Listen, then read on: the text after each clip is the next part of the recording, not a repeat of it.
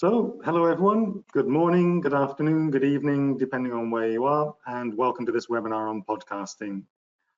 So for those of you who've taken a campus course, you'll doubtless recognize me as I'm in a lot of the videos there.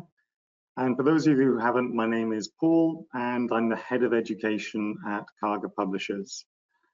Now, I'm absolutely delighted to be hosting this webinar, and I've been really looking forward to it because I'm joined by Will Mountford, who I'll ask to introduce himself in a second. And Will is an expert in podcasting, in particular podcasting around scientific communication. And this is a subject that I've always wanted to actually know more about and felt like I should know more about, but I really don't. So I've devised a set of questions for dummies, thinking of myself to put to Will. And I'm really looking forward to hearing the answers and find out more about this actually very underused method of communicating scientific findings. So Will, first of all, welcome to the campus webinar series. Oh there, thanks for having me. Pleasure. So before we start and get stuck in, which is my tendency, could you just tell the listeners a little bit about yourself and your background? Sure, well, I am the head of audio here at Karga Cotswolds. And I got my start in podcasting about 7-8 years ago, or at least, when at the time I was working for a cancer charity in Bristol, and I was reading a lot of press releases that were coming out from the Eureka Alert mailing list, and I was reading through them, trying to pick out the headlines for what kind of breakthroughs for cancer treatments or research or clinical trials, patient advocacy, anything that would be useful to people signed up for the website. And there were far too many interesting stories to not talk about with someone. So I was sending screenshots or titles to my partner and just saying, there's so much research happening out there, so many different things about, lung infections due to excessive use of bagpipes. This was something that someone had researched and written up a paper for, or anything that came out, of the Ig Nobel Prizes, of research that makes you laugh and then makes you think is their whole thing. And we felt this was too much fun to not talk about, so we started recording the conversations we had, made a podcast called Eureka Nerd. This was a while after my Masters in Science Communication from UWE in Bristol, but it was still kind of front of my mind of, if you're going to have people listen to something, then make it interesting and make it fun. And after doing that for a while, I got picked up to come and start making a podcast with Research Pub International at the time, which has since been acquired by Karga. And here I am now, head of audio, still talking to people about interesting and fun research. And it's a fun position to have, that I get some of the world's most interesting people doing the world's most interesting things to tell me exactly why it matters to anyone else, anywhere else. And then I get to share that with the world. It's a pretty good gig. Absolutely fantastic. And you even reminded me about a researcher from Bristol who was arguing with his wife about whether it's quicker to take the first place in the supermarket parking lot or look around for one that's closer to the store. So we actually ran a study on that. So I'm not sure if this concentration of interesting, quirky research comes out of Bristol specifically, if it's a hot spot for it. Maybe it's just something about the availability of cider and a lax attitude to recreational narcotics that facilitates this kind of intrigue and curiosity. Well, whatever it is, it's working, and it generates some interesting and amusing science, which is just begging to be made into a wider medium. So I think, when we first started talking and you said to me, I do podcasting, I thought, I know what podcasting is. And then sort of mentally, I thought, wait a second, is it always audio? And because people talk about video podcasting, and is that podcasting, or is it only always audio? And is it like a vlogging or a vlog? And then suddenly my head started spinning and I realized, actually, I don't know what podcasting is, really precisely. I mean, it's a podcast in that it is a broadcast to your iPod. The name has stuck around. It'd be like if we still called going to the cinema, going to see a talkie down at the Cineplex. Like it's a hangover from a couple of generations of technology ago that hasn't really shifted. I mean, I still call them movies because they move instead of static pictures, and that's, I suppose, a better comparison. But the best way to think of it is indie radio for your phone, laptop device, anything that can receive digital information can play a podcast.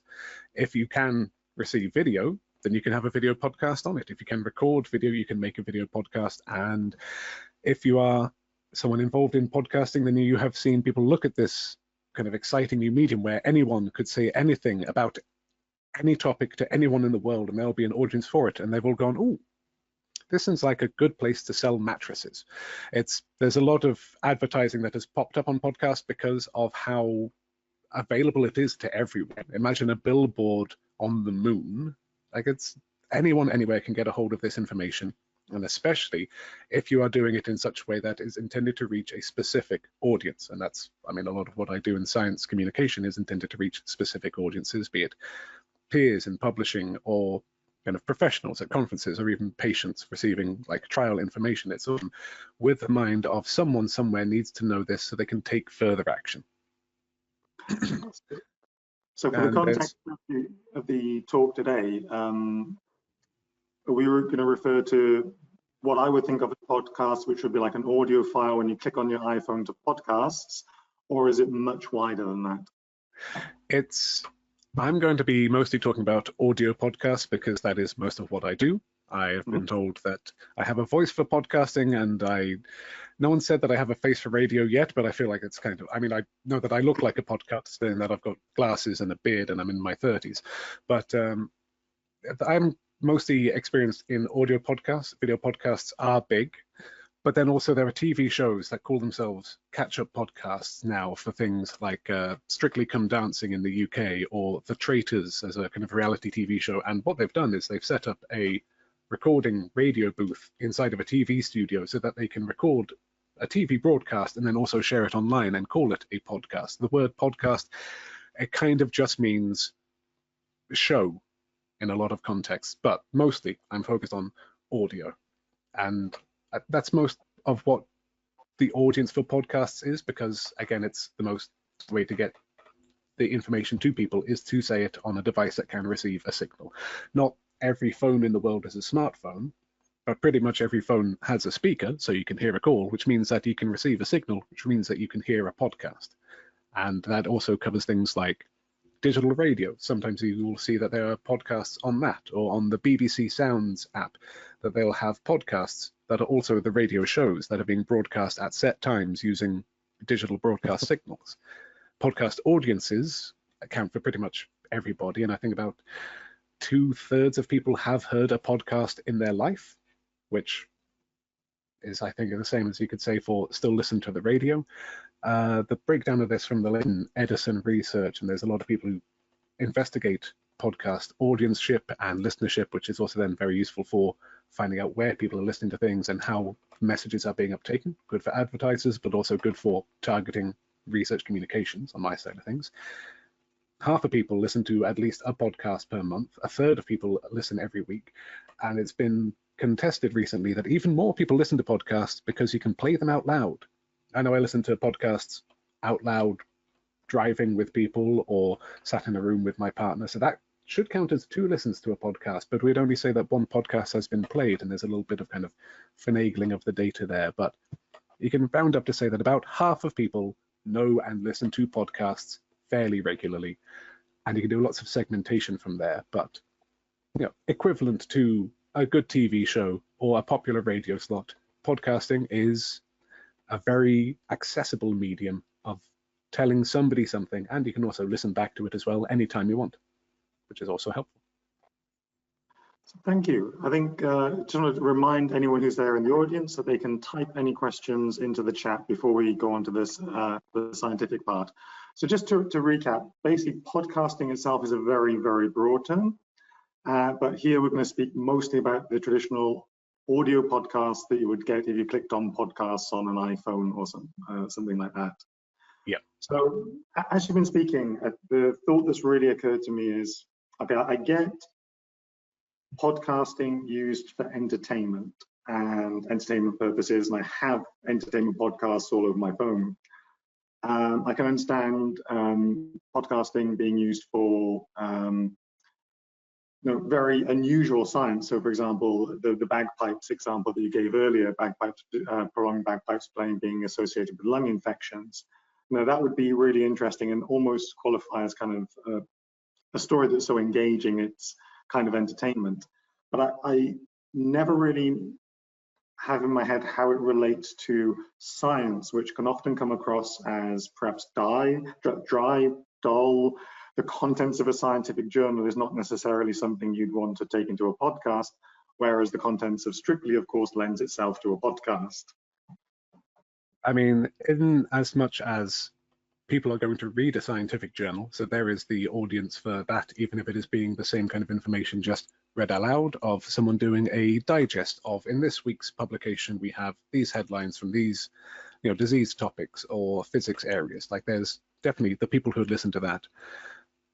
But it's important whenever you're doing research kind of investigation that's going to be taxpayer funded, that the taxpayer finds out about it, but also that it could end up changing somebody's life somewhere with an invention, a discovery, or finding out that these patients might be better shifted onto this drug, or that these drug combinations work just as well in cohort C as they do in B, and we found out they didn't in A last time, but we're going to find out why that didn't happen due to genetic markers or biomarkers, whatever.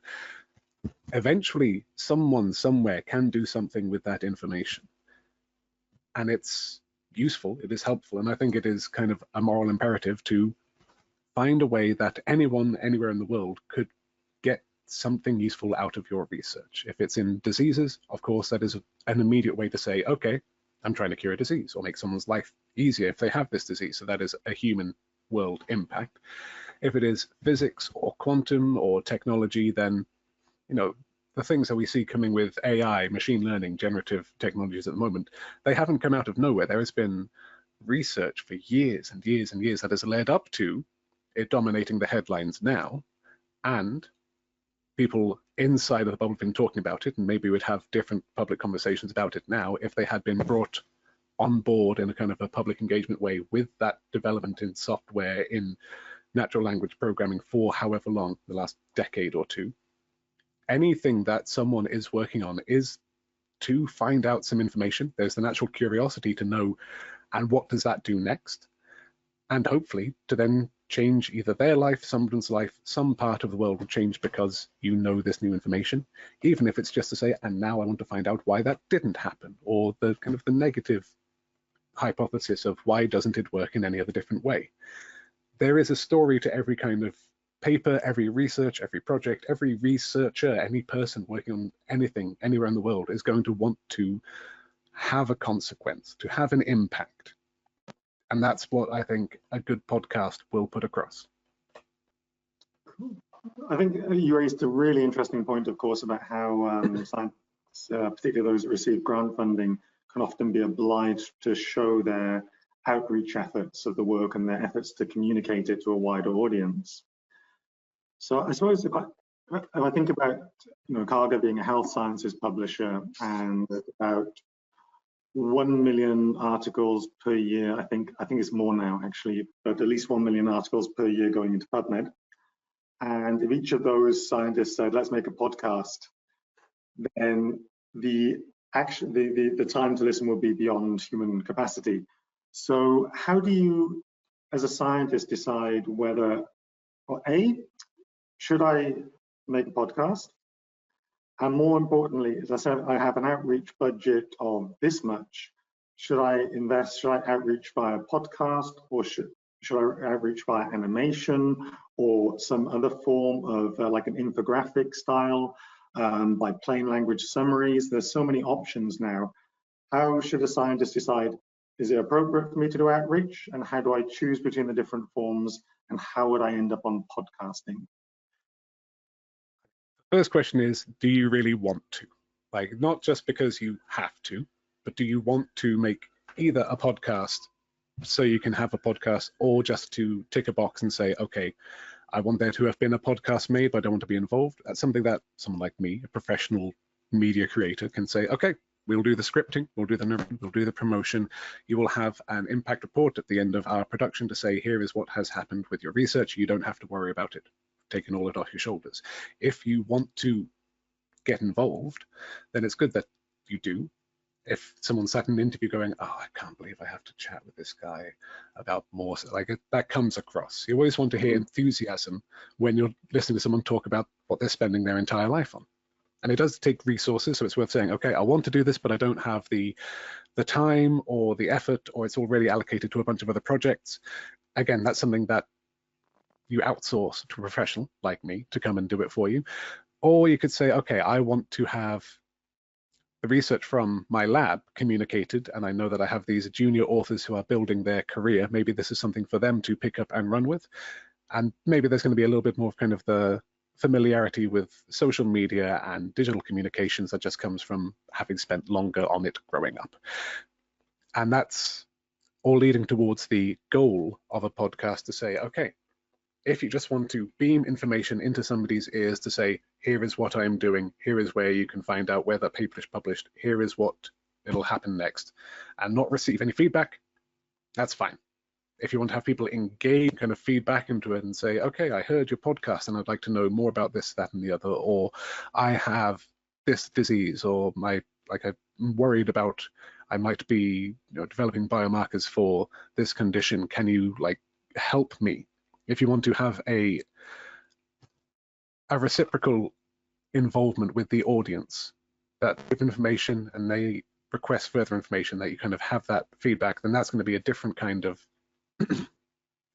production, because there'll be that long tail effort, that long tail communication, and then that long tail reward of saying, okay, and my impact, maybe I didn't get so many citations in this paper, but I got in contact with this patient advocacy group and we are getting involved with that, or I know that I managed to help one person alleviate their stress of developing this condition because they talked with me. And you can also then use this for just saying, okay, I want to have audio materials about my research made because I'm teaching a course in it and I don't have the time to always be away from the lab, or we only have so many hours in a day to do courses, but I want them to have a chance to learn material in a way that is not just reading paper, ticking boxes. And videos, audio, this is something that is very useful for a wide variety of learning styles.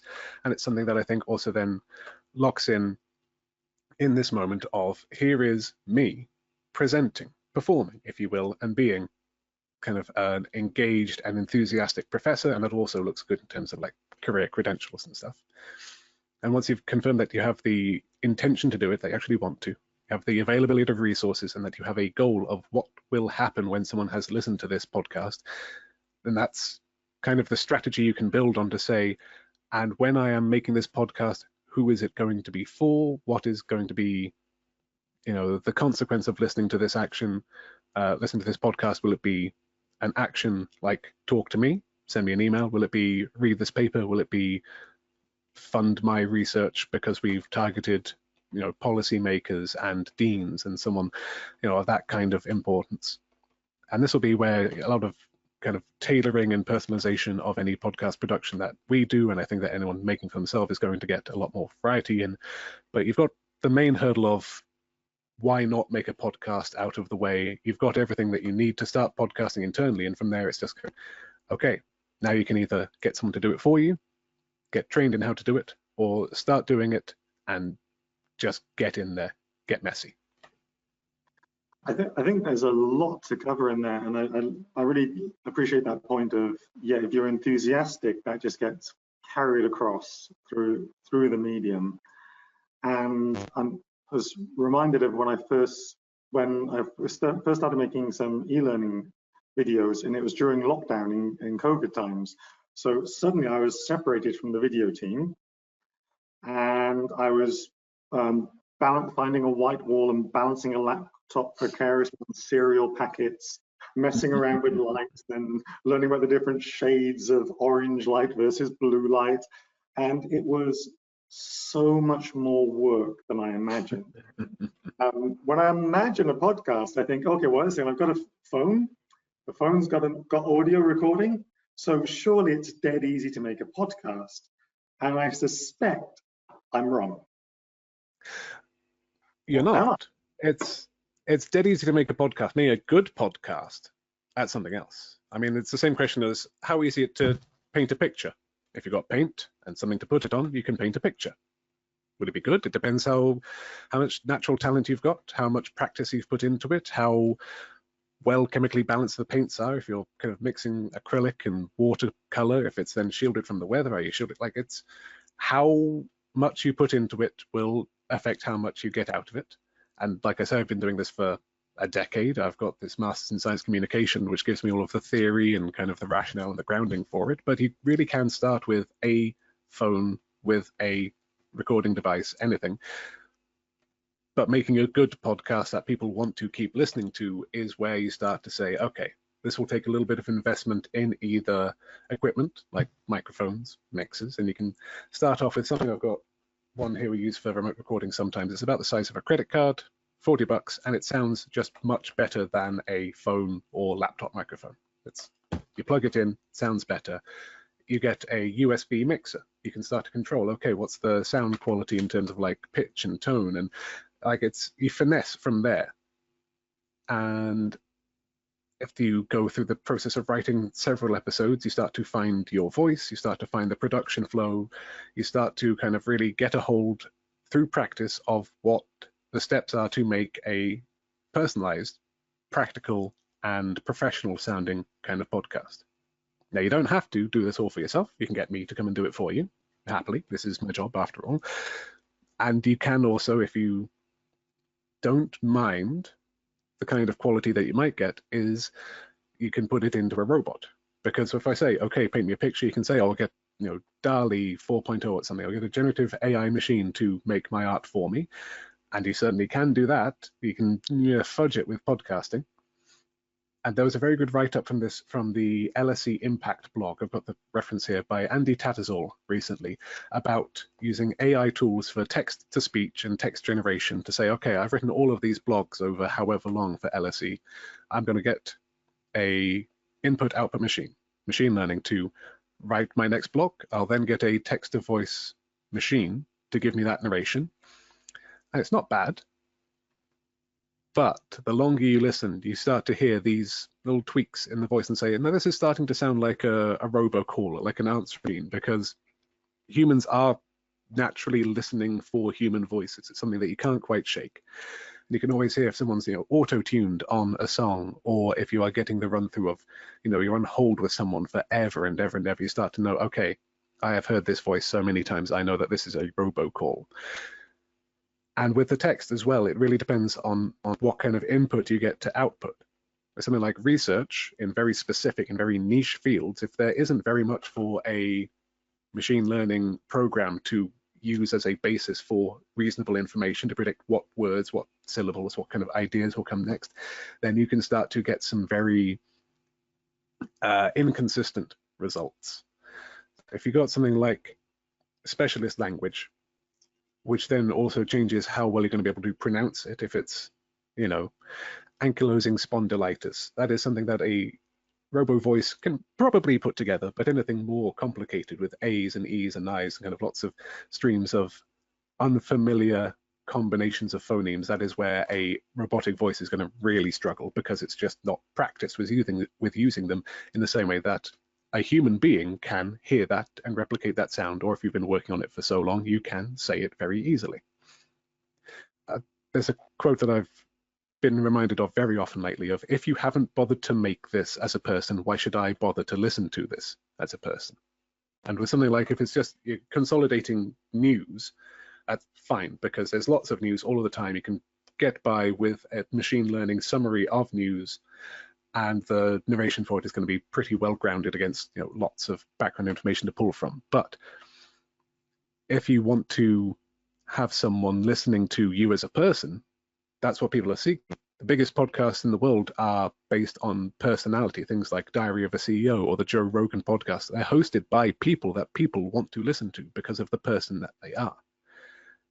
So for scientists specifically, this is something that I think is worth weighing up of, if I want to have a podcast, do I want to make the podcast? Do I want to have it made, or do I just want it to exist?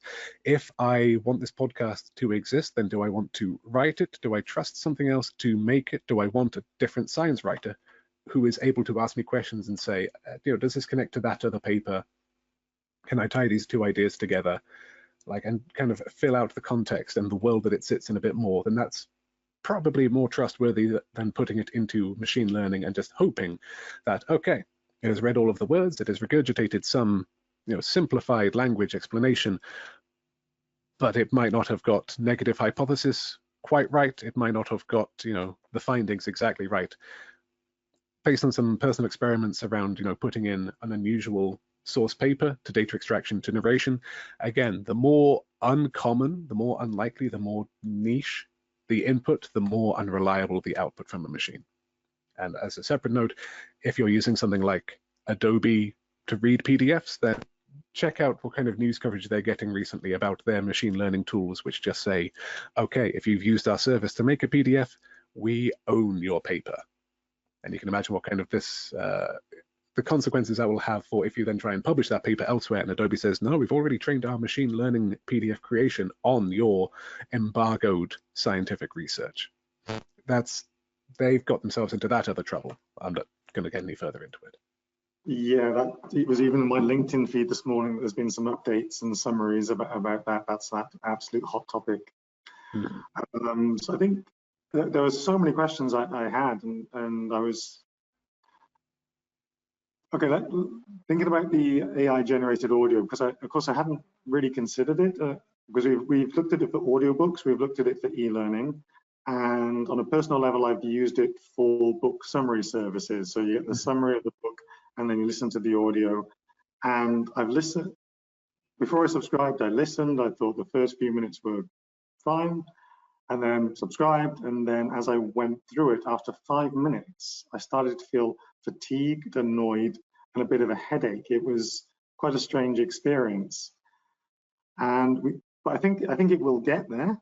But yeah, not to be deceived by the first few minutes of good audio. It seems to be a cumulative effect of something not quite being right. Yeah, those little percentages of inconsistency can really add up, and that's, like I say, true. Especially true with niche language and niche research and very uncommon input in text, as well as with the imperfections that come out with audio output after it's been through all those different stages of creation. So if a researcher's listening to this and they say, okay, you convinced me. I love to speak. I love to talk about my research. I like my own voice. People tell me I speak and communicate well. And you've told me I can actually make a podcast myself, or I can get in touch with you. And what would you say? So a bunch of, let's say, if 10 researchers listen to this, 10 researchers make their own podcast, and you're listening to those podcasts. What are the common mistakes you would expect to find, and what are the things that a professional would have done differently? From my experience of working with a lot of researchers about a lot of different topics, a lot of them say to me at the start of the call, we're about to embark on me creating an outline of questions about their research to say, okay, what is someone going to want to know at the end of our hour-long conversation so that they can do something with the information that we are giving to them. They say, okay, so you know about the quantum laser theory of social engagement, right? And I say, no, I don't. You barely know about it and you've been working on it for 25 years. Tell me, first of all, about people. Break things down into like building blocks. What do we need to know to get up to at the end of the conversation why your research matters? But we need to start off from not just, okay, so you know about DNA. I know about DNA. I've got books about DNA here, but someone listening to it on the other side of the world will go, that twisty thing, right? Go, okay, so human beings are made up of organs, made up of tissues, made up of cells, and inside of those cells is everything that makes us who we are. And you start to kind of focus down from a very broad scope. It's very easy to start off at the incredibly niche thing. Okay, by the end of the day, you're going to find out. I remember going to a talk in Bristol about topology, where someone was like, okay, we're going to start talking about knots. So we all know about one-dimensional shapes and 11th dimensional constructs. And it took an hour and 45 minutes to him for this research to get to. And then also in biology, there's this stuff called DNA helicase to do with knots anyway. And of course, I've spent a degree in several years working on biology. I could say there is so much more that you've just brushed aside here because it's not exactly your thing. Building blocks. You could have started with knots are tangles of shapes. Knots can exist between just one hole, lots of stuff looped around it, or you can say that there are knots on, just a Swiss cheese. But there's lots of holes strung together by material that each one of those holes could not exist without merging into another hole or without breaking up the cheese, to say that these are distinct shapes and knots. Context really matters. If you can find a way to link it into something that someone can hold or someone can eat or someone can point at in the distance and say, look at the size of that thing, that's a good start. If you can record somewhere with lots of soft furnishings around, this is usually quite good. It's nice to stand in front of a lecture hall and hear your voice boom and echo from all around, but then when you're playing back to that, it sounds like someone is shouting at you from across a field.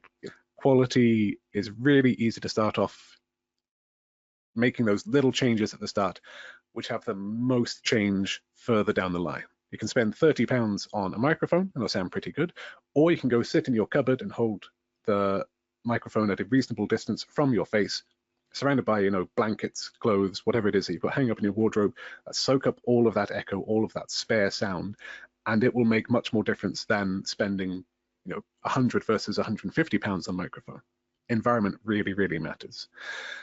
And then once you have recorded in a decent way with a decent goal in mind to say, okay, I've worked on the language, I've worked on the pacing and the delivery, I have recorded this a couple of times, I've given myself lots of takes to work with, I've edited it, I've gone through all of this process. How does anyone get a hold of it? You have to put it somewhere. It goes onto a podcast host. There's lots and lots and lots of them, which then you connect to something like Spotify or Apple, a podcatcher, an audio player out there in the world. And from there, you need to tell people about it. And you can tell the 10 people who work with you down the lab. You can share it with your friends and family. You can post it on social media. But this is, again, where a little bit of money can make a lot of difference to say, okay, I want to promote this on social media, or I want to put a poster up in my local shop to say I'm talking about community engagement with this topic, and I want to interview you about, the wild spaces in your life or parking in the local car park. And that is where, again, that little bit of money to find the right kind of people to listen to it, or to say I want to put it to the most people in the world and just beam it, broadcast it across every Twitter page, X page, every Facebook, every LinkedIn I can get a hold of. That is where, again, a little bit of money can make the most difference.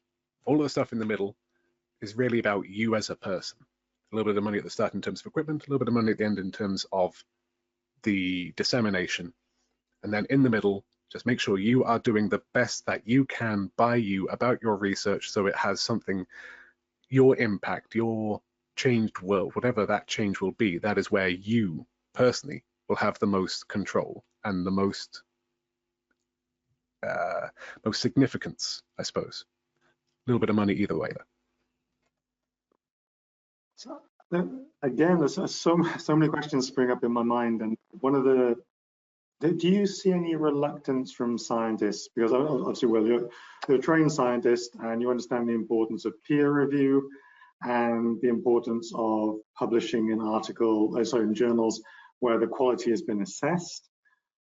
So ideally, those that are listed in very reputable scientific databases, and an author knows, okay, if I publish my work in there, that is like the readers can rest assured that a peer review has been carried out of the scientific soundness of the work.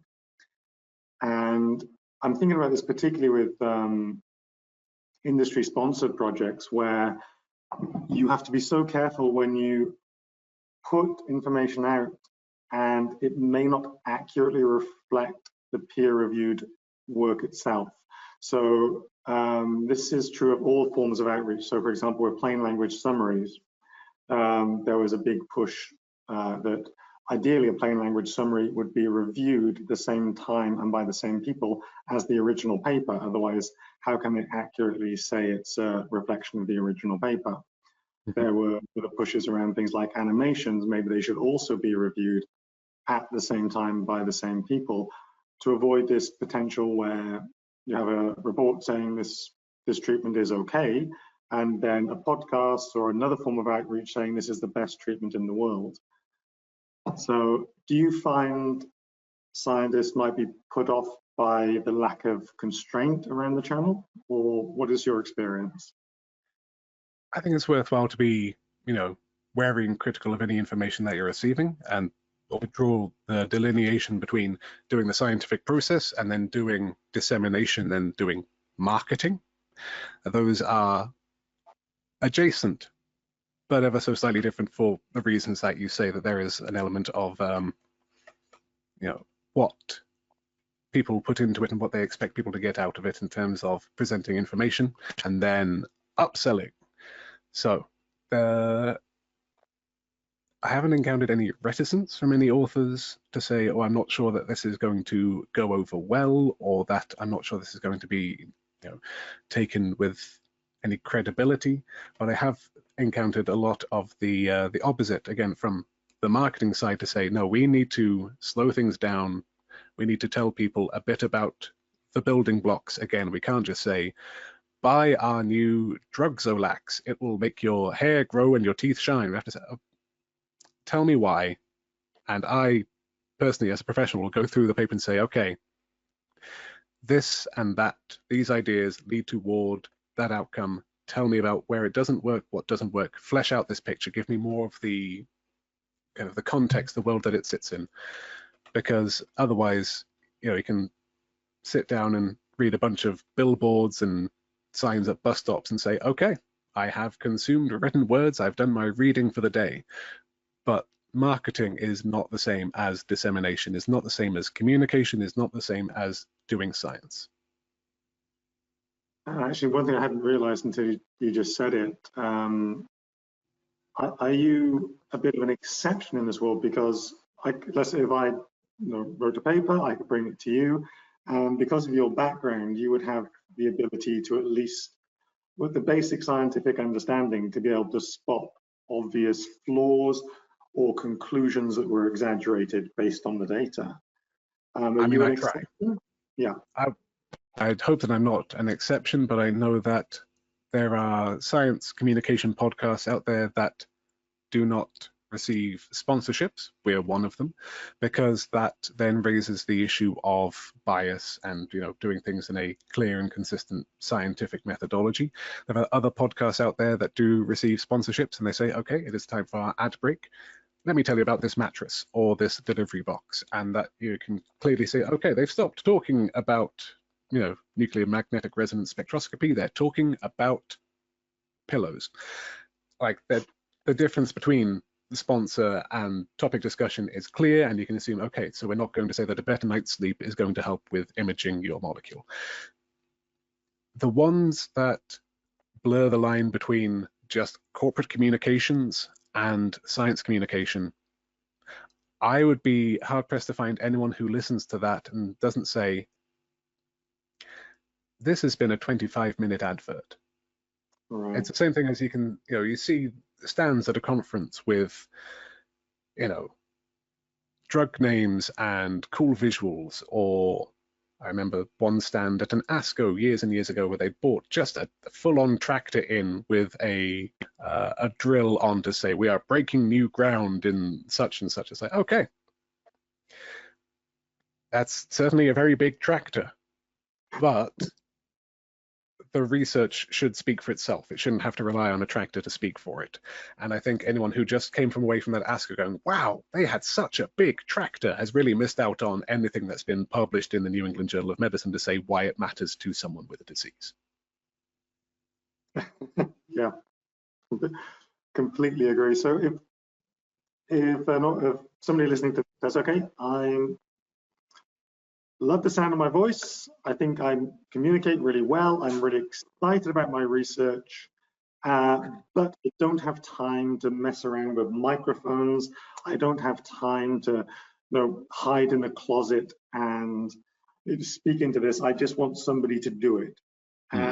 What should they look for when searching for a partner?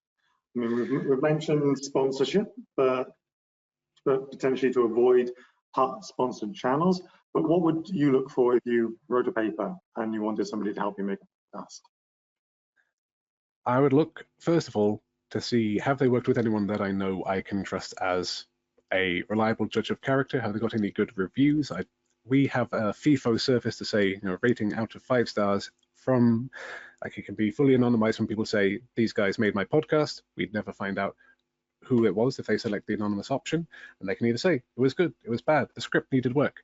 By and large, I think we've got about a 4.7, 4.8 star rating overall, but doing pretty good job, if I do say so myself. If I was someone who was listening back over that catalog and I could hear robotic voices for 8 to 10 minutes, and after listening to the same words be used about the same phrases, as that, it doesn't sound like a human being has been involved. But if I can look at it and say, okay, they have an interview for 45 minutes where a human being has sat down and spoken with another human being whose work I respect or whose institute is credible and respected, then that's, I think, the assurance of the human work that goes into making any one of these. If we have something like we have at Cargo Cotswolds, like an impact report to say, we have delivered X many impressions on X, on Facebook, on LinkedIn, we have reached these many thousand devices, we have this gender balance, we have this geographic distribution. If someone can prove their worth and their work and their outcomes, then that's something that I would take away as being like, okay, I trust that they can do it. And also, that's something else that I don't have to do, and I can just put into my Ref 2024 framework and say, these people have given me statistical breakdown of everything they have done to communicate my research with a wide audience. And then lastly, I would want to talk to them as a person, to call up one of their project managers or producers, they're me effectively, and say, look, I really like what I do. I really know what I do, but I worry that I am kind of in a very deep hole about it. Can you help me find a way, find those foundational building blocks, find an approach so that at the end of a narrated podcast, at the end of an interview, at the end of whatever kind of material you're making about this, I know that you have worked very hard, and I know that it is true, and I know that someone somewhere will be able to do something with this. If I can have that kind of assurance from a person to say, yes, we've made these animations, these podcasts about different topics, but still incredibly niche stuff. Again, quantum social theory, very niche stuff, but I go to this one as a recurrent example that I got to speak with Drs. Emmanuel Haven and Andrei Krinikov about it for 45 minutes apiece and figure out, okay, so this is why election interference matters. And this is why social movements, Arab Spring, this is why these things happen in a physics sense. From quantum social theory down to people on the streets, connecting those dots is something I think is a good example of how even the most niche and particular research can have real-world applications, real-world consequences. Someone will listen to that and go, okay, I trust you to tell a good story about my fishery research or something, because it's niche, but you've proven that you can do a good job with something weird and unusual and inaccessible to make it matter to somebody somewhere. A little bit of, past performance is not always a reliable predictor of future events, but it's all we've got to base everything else that we forecast off of. So worth a go. So let's take a real example. A few years back, in one of my previous jobs, I was a medical writer, and I was heavily involved in writing a position statement on how nephrologists and nephrology nurses could help patients choose between a particular form of dialysis. So the ways to present the information, what are the pros and the cons. And I think if podcasting had been big then, this was back in around 2014, I think if podcasting had been big, we would have considered it, definitely. So, because it was I can tell you the podcast that we made for Fresenius Medical Care about why different patients and different nurses should choose different kinds of dialysis machines would be exactly the example that I'd send to you of. And here is the 4 episodes that I've made about exactly that. You can probably trust me to do a 5th one as well for you. Yeah, and that would have been very much the topic. So let's say I was a medical writer. I said, okay, I'm coming to you for some outreach for this paper. Mm-hmm. And my big question would be, okay, I totally believe that you can do the audio. and I totally believe that it will sound great. There are experts on this topic who are enthusiastic and engaged. I have 100% confidence they will come in, they will speak eloquently, you will tidy it up, slice it, edit it so it's nice, neat, engaging, nice intro, nice outro, context provided with a beautiful audio file. What I would be more concerned about is a bit like publishing on, on Amazon self-publishing or something. Does it just go up to the internet and just live in a little spot and nobody ever knows about it? You mentioned the web services where also the hosting services where you could put it, but what does that actually look like? Where do I upload to? Where does it live? Would people find it on Apple? Would they find it on Spotify? Where would they find it? What does it physically look like on the internet? A non-physical digital entity. Yeah. I mean, you see it with your physical eyes, so we'll start from there. Everything that we make for our in-house channel, Research Pod, goes onto the Research Pod channels on Spotify, Apple, pretty much every podcast network, podcatcher app, pulled apart from, I believe, two. One specifically, you have to be registered with a postbox in the US, and another one you have to be registered with a postbox somewhere in Africa. We're not on those, but pretty much everything else, we are there. You can find us by searching for Research Pod. We're on all of the social medias, and that is where we do all of the promotion to say, okay, we have a couple of thousand followers here, we will put this in front of all of them. And this is something that our social media team is very, very good at, is to say, okay, you have done research on nephrology, let's say, so we want to target people who have, say, responded to these conferences, who have tagged, ASCO, whatever nephrology conference there has been. It's not exactly my words, but there will be a conference that they have a tag for, conference abbreviation year, who has been engaging with that tag. We can even narrow things down to say, okay, who has been interacting with LinkedIn, Facebook, Twitter in this city on the dates of that conference using that tag, and say, okay, we know that we have the attendees probably of that conference. Say who has been following the New England Journal of Medicine, who has been following the top journals in the field on Facebook, Twitter, LinkedIn. What is kind of the orbit around them of professionals, of people that we want to get this out to? And what is the orbit around them of other connected professionals, other peers, or patient advocacy groups? And kind of to imagine the dots that get worked together, the social media, the social engineering of it, they are very, very good at pulling all of that together. We put things out for 6 to 8 weeks worth of promotion to say, at any time over those 6 to 8 weeks, someone looking at their phone, at their desktop, using a social media site, then this is going to be something that comes up on their scroll, on their feed. We collect all that information, we do all of the tracking, of course, again, to prove that we have done our work, that we have got your worth out of the money that you've given us for the professional service that we provide. We put all that into an impact report that we give to you to say, here is, again, all of those impressions, gender, geography, shared interests, other things that they've been doing. And then that stays there, and you can use that link in perpetuity. We'll give you a DOI if you want to say, okay, here is something we registered with zenodo.doi, I believe it is a CERN-backed archiving group, to say, at any point that anyone wants to go and look at your podcast, here it is forever, so long as there is an internet. Here is the YouTube link. And if it's something that we've made for your channels, if it's something that you say, okay, I want to start my podcast, or I want to put it out on our institute channels, our university, our lab, whatever, then we'll make that for you. We'll give you your own music. It won't sound like us, it won't look like us, but it'll still be one of our high quality productions, and we can still then do some of that promotion, and we'll help your team, either your marketing team or your researchers, to say, here is how to do social engagement, here is how to tag people, here is how to promote things using Facebook Manager, here is how to do everything that we would do.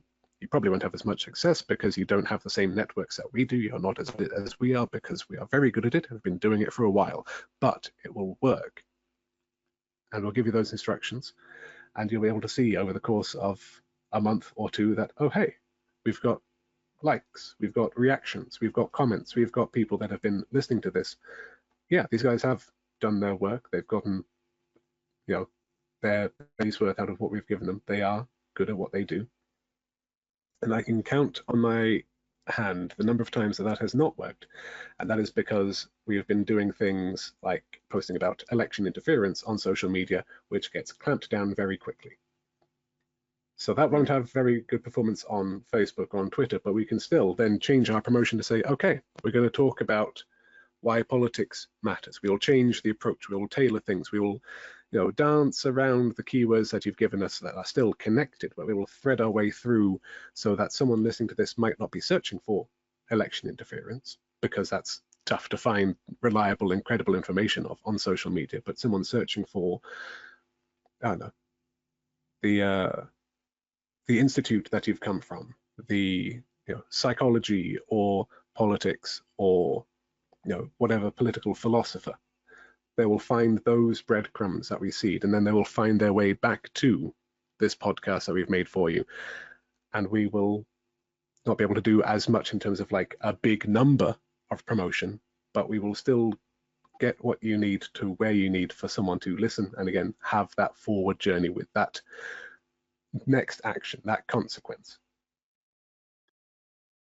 So I think it's dispelled a misapprehension that I had when first asked, would you like a podcast? I was thinking, what, the Paul Lavender experience or the Will Mountford experience? Do you have to actually build an audience first and a channel and then get the people and then you put the information on? It sounds like much too much work.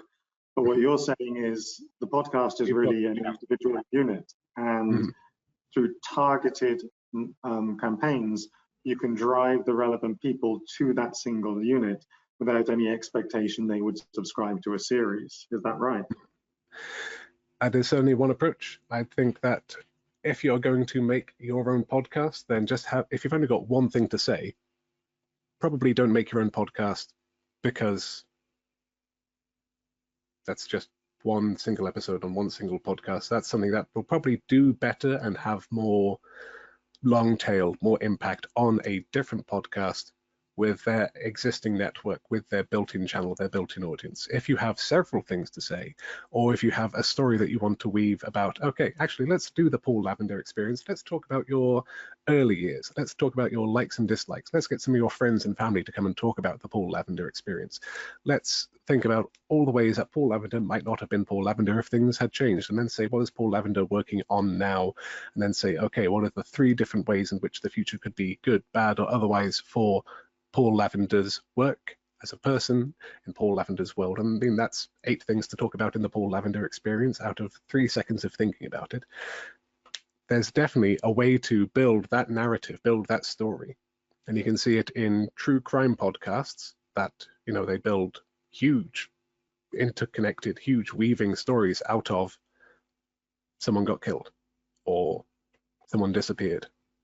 Because there's people, there's the town, there's how many other killings or disappearances that aren't like this one, but are a bit like this one, or a little bit like this one, but too far away to count.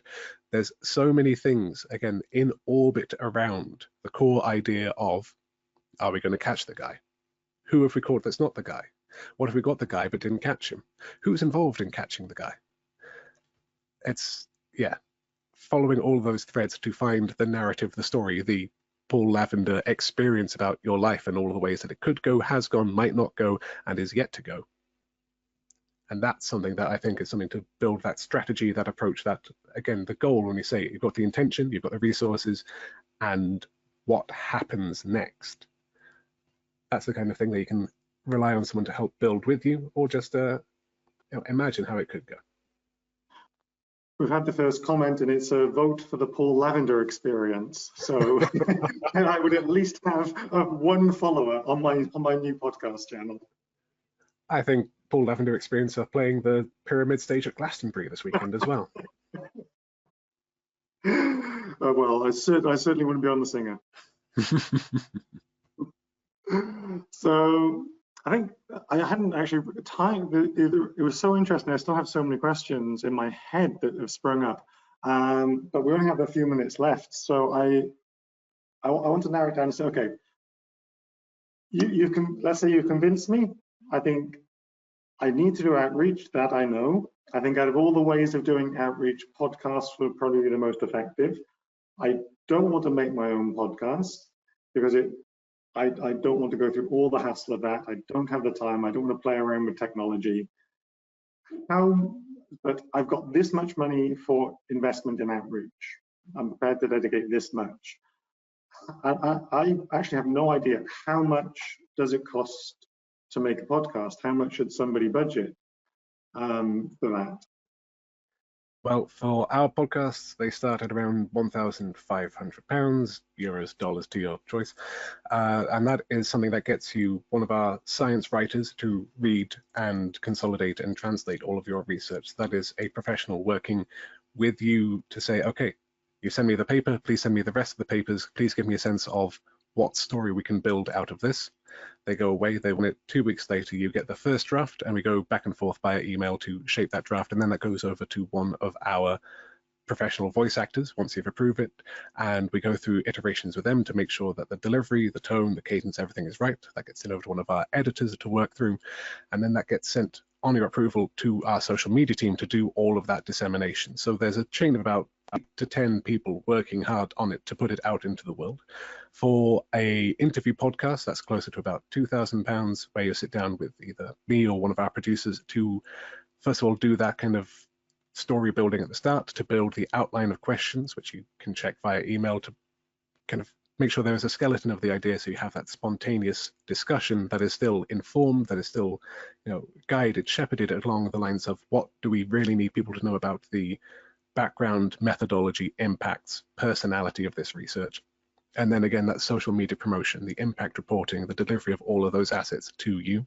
And we also do video podcasts, which is an extra layer on top where you can sit down and really put your face out there to say, okay, I want to have my voice heard.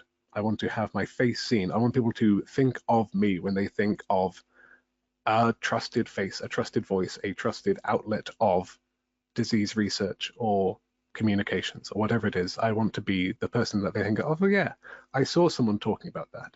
And again, all of the social media, all of the asset creation to say little clips, promote it here and there on YouTube Shorts, on all the social media that goes out to it, and then the impact reporting as well.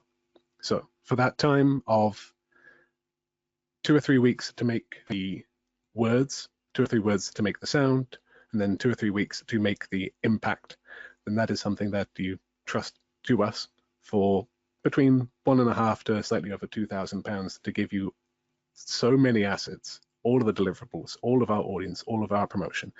And if you think of how much time that any one person starting out to say, okay, I need to learn how to do science writing, I need to learn how to do narration, I need to buy a microphone, I need to practice editing. Like we work very hard for the money that we get, and I think that the number of people who keep coming back to us and all of the 5-star reviews that we've got on FIFO show that people get their money's worth from the time that they put into us as well. Yeah. You've convinced me so much. I'd like you to do the next campus course with me. So, and I think obviously for people listening, this webinar is available on campus on the campus webinar section. And I think what would be really nice is to actually do an extra module in the outreach courses together with you, Will, and we can work together on that, because I don't think even with a background in the field, I haven't appreciated how much work goes in to taking it to the target audience. And I think my very last question, because I can see we're time up, but I'm sure I'll have piles more when we see each other offline. How do you know, how would one know if it's successful or not successful? So an author says, okay, I'm going with you guys. If I get 5 listens or I get 5,000 listens, what should I think that was money well invested? Well, this is something that, again, our impact report gives all of the social information, but in terms of listener numbers, it's always worth thinking, how many people will you get into a lecture hall or into a cafe if you are doing an in-person engagement? And if you think about, okay, those 30, 40 people come away thinking deeply about my research, and we can get 1,000 or so per podcast in downloads, and that podcast stays there forever, so people can always come back to it and always find it, then that, in terms of a numbers game, is pretty good. And I'd also say that something we do is we always share the DOI of a paper if we're talking about a specific paper or the most recent publication from an author, to say, find their research here. And you can track that with something like Altmetric to say, okay, because ResearchPod has talked about it and they are a trusted news site, I can see that we have seen the DOI change, and I have seen people pick it up on Twitter. I've seen people pick it up on Facebook, on LinkedIn, that the citation that I have shared is being disseminated, is being picked up. And when that next paper gets written by someone who has heard your research and wants to cite it, then they'll be able to follow that line back to when you told me about the Paul Lavender experience in our call. And one thing you mentioned was people should definitely check out examples of previous work. So your work is at ResearchPod, and I think you've also done work for Karga's patient-facing blog. Is that right? Yes, the waiting room. You can find a lot of podcasts. I mean, there's the tab on the Karga website of podcasts, and that covers all of the patient stuff with the waiting room and a lot of the disease-specific areas, a lot of the AML, CML, some very specific cancer communications and podcasts there. Otherwise, head to researchpod.org/listen. I'll just take you straight to the episode lists, or search for ResearchPod in whatever podcast player of choice, or on YouTube. You can find us all there as well. Great, and we'll pop the links into the email with the recording that will be sent out to all attendees. Mm-hmm.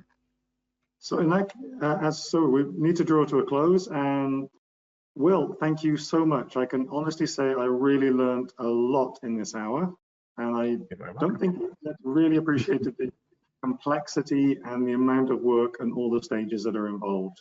Got a whole new level of appreciation for what you do. It keeps me busy, that's for sure. I can imagine.